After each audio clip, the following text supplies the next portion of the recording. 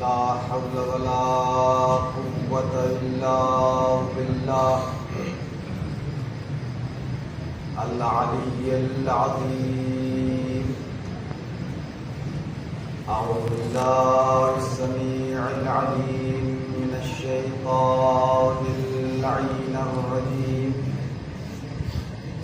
بسم الله الرحمن الرحيم. حسبنا الله ونعم الوكيل، نعم المولى ونعم النصير. وأفوض أمري إلى الله إن الله بصير بالعباد. الحمد لله رب العالمين، والصلاة والسلام على أشرف الأنبياء والمرسلين وخاتم النبيين وعلى أهل بيته الطيبين الطاهرين المعصومين المظلومين. ولعنة الله على أعدائهم أجمعين من الآن إلى لقاء يوم الدين.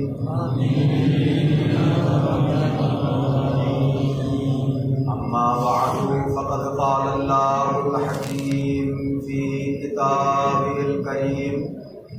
بسم الله الرحمن الرحيم. ومن يرد الله أن يهديه يشرح صدره للإسلام، ومن يرد أن يذله يجعل صدره ضيقا حرجا كما يصعد في السماء. كذلك يجعل الله على الرجس على الذين لا يؤمنون. صلوات اللهم صل على محمد وآل محمد. آزاداران امام مظلوم، قبل اس کے لیے آیت کی ذیل میں کچھ گزارشات آپ حضرات کے لیے ہدیہ کروں. فقہی احکام میں سے ایک مختصر سا تعارف کل تقلید کے حوالے سے ہوا، جو زیادہ تر ان نوجوان دوستوں کے لیے انتہائی اہم مسئلہ تھا. ہم نے 14, 15, 16 سال یا ان بچیوں کے لیے جو ابھی 8, 9 سال میں چل رہی ہے. اس مسئلے سے آگے بڑھیں گے تو فقہ کی کتابوں میں ایک باب ہے جسے باب طہارت کہا جاتا ہے. ظاہر طہارت کی 2 قسمیں ہیں. ایک طہارت معنوی ہے اور ایک طہارت ظاہری ہے. ہم اس طرف نہیں جائیں گے کہ طہارت معنوی کیا ہے. فقہی احکام میں ہم طہارت ظاہری پر بات کریں گے. جس طرح سے اللہ نے کچھ نجاسات پیدا کی ہیں، ان کے مقابلے میں اللہ نے مطہرات بھی پیدا کی ہیں، نجس چیز کو پاک کرنے والی چیزیں. ان میں سب سے پہلی جو چیز ہے، کائنات کی عظیم نعمتوں میں سے نعمت ہے، وہ ہے پانی. ہر ذی روح کے لیے زندگی کا سبب ہے. اس کے علاوہ امور زندگی کے لیے بھی اس کی انتہائی معیشت ضرورت ہے. پانی کی 2 قسمیں فقہی اصطلاح میں، ایک پانی مطلق کہلاتا ہے اور ایک پانی مضاف کہلاتا ہے. مضاف پانی اس پانی کو کہتے ہیں جو اپنی اصلی حالت میں نہ ہو بعض اوقات. مثلا آج جو ہمارے یہاں پانی آ رہا تھا، کتلا پانی، مٹی ملا پانی، اسے بھی مضاف کہتے ہیں. کوئی چیز ملی ہوئی ہو دوسری کوئی چیز اسے بھی مضاف کہتے ہیں. جوسز وغیرہ، تربوز کا پانی اگرچہ کثیر تعداد میں ہو یہ بھی مضاف کہلاتا ہے. مضاف پانی بذات خود اگر پاک ہے تو وہ پاک ہے، مگر اس سے آپ وضو نہیں کر سکتے، اس پانی سے غسل کا انجام نہیں دیا جا سکتا ہے اگرچہ وہ پاک ہے. مثلا آج شام ٹائم میں جو پانی آ رہا ہے اس پانی سے آپ وضو نہیں کر سکتے، اس پانی سے غسل نہیں کر سکتے، اس پانی سے نجس چیز کو پاک نہیں کیا جا سکتا. چاہے وہ دریا میں بھی ایسا پانی آ رہا ہو تو نجس چیز پاک نہیں ہوتی ہے، وضو نہیں ہو سکتا ہے، غسل نہیں ہو سکتا، اس کو کہتے ہیں مضاف پانی. اور اس کے مقابلے میں مطلق پانی ہے جو صاف، جو اپنی اصلی رنگت میں ہے. اس کی بھی 5 قسمیں ہیں. کنویں کا پانی جو کنویں سے نکالتے ہیں وہ بھی مطلق پانی ہے. قلیل پانی جو آپ کے گھروں میں ہوتا ہے، لوٹے میں، چھوٹی سی ٹینک وغیرہ میں، پتیلی وغیرہ میں، وہ قلیل پانی ہے، اس سے وضو سے سب کیا جا سکتا ہے. بارش کا پانی ہے، جاری پانی ہے. ان جو 5 قسمیں ہیں ان میں سے قلیل پانی کے علاوہ باقی تقریباً پور پانی ہے. 4 جو پانی ہے وہ جاری پانی کا حکم رکھتا ہے. پورے مقدار ہے مخصوص، اس میں اس مخصوص مقدار تک پہنچ جائے تو وہ جاری کا حکم رکھتا ہے. بارش کا پانی جاری کا حکم رکھتا ہے، جاری پانی خود وہ جاری ہے. تو یہ اب اگر احکام میں فرق ہے. قلیل پانی سے آپ برتن کو دھونا چاہیں گے، نجس برتن کو تو 3 مرتبہ دھونا پڑے گا، نجاست دور کرنے کے بعد 3 مرتبہ اس پر پانی ڈالنا پڑے گا. ظاہر ہے کہ ان احکامات کی اگرچہ یہ احکامات بہت آسان اور سہل لگتے ہیں مگر ایک مسلمان کے لیے ان کا سیکھنا ضروری ہے. ماؤں بہنوں کے لیے بالخصوص برتن نجس ہے، قلیل پانی سے آپ 1 دفعہ دھوئیں گے نجاست دور کرنے کے بعد تو وہ پاک نہیں ہوگا، اس سے 3 مرتبہ کم سے کم دھونا پڑے گا. لباس وغیرہ کو نجاست دور کرنے کے بعد 2 دفعہ دھونا پڑے گا قلیل پانی سے تو، اور ساتھ ساتھ نچوڑنا بھی پڑے گا لباس وغیرہ کو، تب وہ لباس پاک ہو جائے گا. البتہ جو جاری پانی ہے یا براہ راست آپ کا نل جو ہے متصل ہے بڑی ٹینک سے، اس سے ہر نجاست کو 1 دفعہ دھونے سے، نجاست دور کرنے کے بعد 1 دفعہ دھونے سے پاک ہو جاتا ہے، وہ چیز پاک ہو جاتی ہے. کپڑا وغیرہ کو نچوڑنے کی بھی ضرورت نہیں ہے. یہ وہ احکامات ہیں جن کا ہمارے گھروں میں بالخصوص ماؤں بہنوں کے لیے، چونکہ ماؤں بہنوں کا ہی کام ہوتا ہے گھر کی پاکیزگی کا، گھر کی صفائی کا، برتنوں کا، لباس کا. بظاہر لباس صاف ہو جائے اگر پاک نہ ہو تو فائدہ نہیں ہے. لباس کا صاف ہونے کے ساتھ ساتھ پاک ہونا ضروری ہے. اور نماز کے لیے بنیادی شرائط میں سے شرط یہ ہے کہ نمازی کا لباس پاک ہو. صاف جتنا بھی ہو وہ فائدہ نہیں ہوگا جب تک وہ لباس اسلامی طریقے سے نہ دھلا گیا ہو، تو اس لباس کے ساتھ نماز نہیں ہو سکتی ہے. ایک سوال پڑھیں گے محمد والے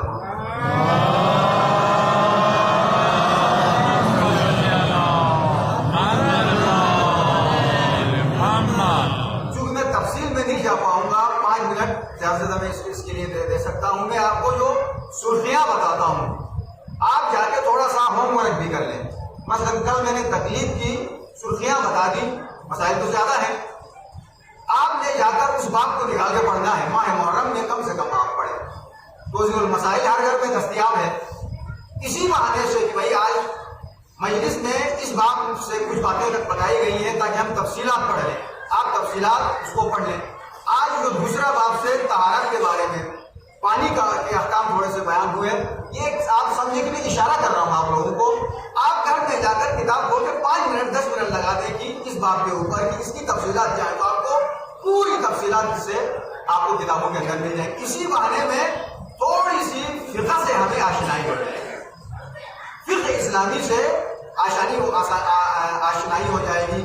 جب تک ہم دینی احکام سے آشنا نہیں ہوں گے معاشرہ ہمارا ٹھیک نہیں ہو سکتا. دین سے آشنائی کے بعد دین سمجھ میں آئے گا، دین سے دوری سے دین سمجھ میں نہیں آتا. تو آپ سے گزارش میں یہ کروں گا انشاءاللہ آپ میں سے کتنے ایسے ہوں گے جو کل آج گھر میں جانے کے بعد توضیح المسائل کے پیج نمبر 15-16 آپ نکالیں گے تو وہاں کی یہ باب آپ کو مل جائے گا. آپ تھوڑا سا مطالعہ کریں گے، اسی طرح سے آپ کی معلومات میں اضافہ ہو جائے. اپنے بچوں کو بھی پڑھوائیں. درمیان آپ کے ہدیے کی طرف امام بارگاہ کی تعمیر کے لیے آپ حضرات امام حسین کے لیے خلوص نیت کے ساتھ اور کوئی نیت نہ رکھیں، میرا یہ ہدیہ امام کی بارگاہ میں ہے، یہ کہہ کر آپ کچھ ہدیے اس امام بارگاہ کے لیے دے دیں۔ امام حسین کسی کا احسان نہیں لیتا ہے، آپ کو اس کا دنیا اور آخرت دونوں میں کئی گنا مل سکتا ہے۔ کل مجلس کے بعد ہم یہاں رہے، جوان بھی ہمارے ساتھ تھے، بزرگان بھی تھے، انجمن بھی تھی، تو اس حوالے سے بھی بات ہوئی تو ایک اعلان مجھ سے کرانے کو کہا گیا، وہ یہ ہے کہ یہ چندہ ہماری ساری مائیں بہنیں بھی کریں گی اور اس کو آپ یہاں ذمہ داروں تک پہنچا دیں گے انشاءاللہ، اور آپ حضرات بھی عزم توفیق دے دیں گے۔ اور اس کے علاوہ جو بیرونی جو سلسلہ ہے وہ ہمارے انجمن کے تھرو ان کے نام سے ان کی رسید لے کر جو بھی آئیں گے وہ چندہ آپ ان سے آپ تعاون کریں گے انشاءاللہ۔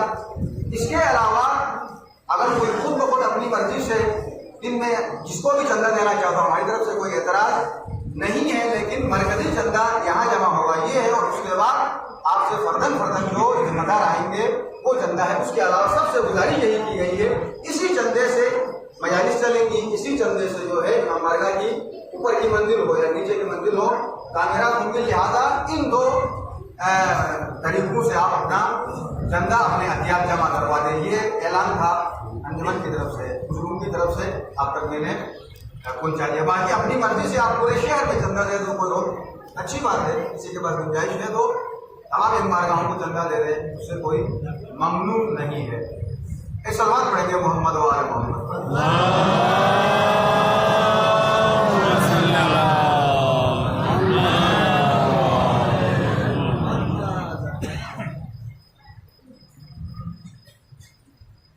چوتھی شب ہے ماہ محرم کی۔ اسلام اور امت اسلامیہ کا طرز عمل کے عنوان سے ہماری مجلس کا یہ تیسرا مرحلہ ہے۔ سرنامہ کلام میں جس آیت کو تلاوت کر کے آپ حضرات کے لیے ہدیہ کرنے کا شرف حاصل ہو رہا ہے وہ آیت سورہ مبارکہ انعام کی 125 نمبر کی آیت ہے۔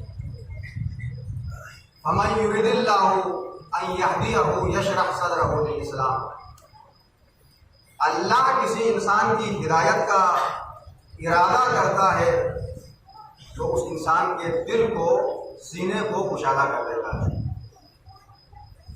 وَمَن يُرِدْ أَن يُضِلَّهُ يَجْعَلْ صَدْرَهُ ضَيِّقًا حَرَجًا، اور اگر اللہ کسی انسان کے کو گمراہی میں ہی رکھنا چاہتا ہے تو اس کا سینہ اسلام کے لیے کھلا نہیں رہتا بلکہ وہ تنگ ہو جاتا ہے، چھوٹا ہو جاتا ہے۔ تو ایسا انسان جس کا سینہ اسلام کے لیے کشادہ نہ ہو، وسعت قلبی اسلام کے لیے نہ ہو، تو وہ انسان اسلام پر عمل نہیں کر سکتا ہے، اس کے لیے مشکل ہو جاتا ہے۔ قرآن نے ہی اشارہ کیا اگلے جملے میں، کما یصعد فی السماء، اسے اسلام پر عمل کرنے کے لیے ایسا ہوگا جیسے کوئی انسان آسمان پر چڑھنے کی کوشش کر رہا ہو، بغیر کسی ذرائع کے، بغیر کسی وسیلے کے اگر کوئی آسمان پہ چڑھنا چاہے گا تو اس کے لیے کتنا مشکل ہے، بلکہ مشکل نہیں، آپ ناممکن کہیں گے۔ بغیر ذرائع کے آپ آسمان کی طرف چڑھنا چاہیں گے تو یہ مشکل نہیں بلکہ یہ ناممکن ہے۔ ایسا ہی ہے اس انسان کے لیے جو اپنا سینہ اسلام کے لیے نہیں کھول سکتا، اس کو اسلام پر عمل کرنا ایسا ہے جیسا وہ آسمان پہ چڑھنا کتنا مشکل ہے، ویسا اس کو اسلام پر عمل کرنے کے لیے مشکل ہے۔ کما یصعد فی السماء کذالک یجعل اللہ الرجس علی الذین لا یؤمنون، اسی طرح اللہ ایسے انسان کے اوپر ناپاکی اور غلاظت مسلط کر دیتا ہے چونکہ یہ صاحبان ایمان نہیں ہے۔ کل یہ گفتگو ہو گئی کہ شیطان نے اللہ سے مہلت مانگی، اور مہلت اس لیے مانگی تاکہ اسلام سے مسلمانوں کو دور کر دے، ایمان سے مومنوں کو دور کر دے، اور اللہ نے اسے مہلت بھی دے دی۔ جب اسے مہلت مل گئی تو جناب آدم علیہ السلام نے خدا سے بھی اپنے لیے کچھ اختیارات مانگے۔ ظاہر ہے کہ جب شیطان کو آزادی مل گئی، قیامت تک موت نہیں آنے والی، گمراہ وہ کرنے کی کوشش کر رہا ہے، تو جناب آدم علیہ السلام نے بھی فرمایا پروردگار ہمیں بھی کچھ اختیارات دے۔ تو اللہ نے فرمایا آدم جاؤ، ہم نے تمہیں اور تمہارے چاہنے والوں کے لیے، تمہارے کلمہ پڑھنے والوں کے لیے، بلکہ قیامت تک آنے والے انسانوں کے لیے ہم نے توبہ کا دروازہ کھول دیا ہے۔ جس طرح شیطان کو کچھ اختیارات ملے، لیکن یہ اختیار بھی کوئی کم اختیار نہیں ہے۔ ایک طرف شیطان ہے، ایک طاقت ہے جو انسان کو راہ راست سے ہٹا رہی ہے، گمراہ کر رہی ہے، تو اللہ نے اس کے مقابلے میں انسانوں کی نجات کے لیے توبہ کا دروازہ کھلا رکھا۔ یہ اللہ کے بہت بڑے انعامات اور اکرامات سے ایک انعام ہے اللہ کا۔ چونکہ انسان گناہ کرے گا، توبہ کرے گا تو اس کا گناہ مٹ جائے گا۔ وإلا اگر توبہ کا دروازہ کھلا نہ ہوتا تو ایک گناہ کرنے کے بعد وہ گناہ اس کے نامہ اعمال میں لکھ دیا جاتا اور قیامت کے دن اس گناہ کے مقابلے میں اس سے پوچھا جاتا۔ یہ مشکل بات ہے۔ ایک اللہ کا انعام یہ ہے، اور دوسرا اللہ کا انعام یہ ہے کہ وہ طاقت جو گمراہ کرنے والی ہے اس کے مقابلے میں اللہ نے ہدایت کا انتظام بھی کر دیا۔ کیونکہ اللہ عادل ہے، اللہ عادل ہے۔ شیطان کو اختیارات دے کر مسلمانوں کو، مومنوں کو اختیار نہ دینا یہ اللہ کے عدل کے خلاف تھا۔ لہذا اللہ نے دو ایسی سہولتیں دی جس کی وجہ سے انسان شیطان کے جنون سے نکل سکتا ہے۔ ایک تو اسے توبہ کا دروازہ کھلا کر دیا، گناہ ہوا توبہ کر دیا، یا عبادی الذین اسرفوا لا تقنطوا من رحمت اللہ ان اللہ یغفر الذنوب جميعا۔ کتنی عظیم آیت ہے، کتنی پیاری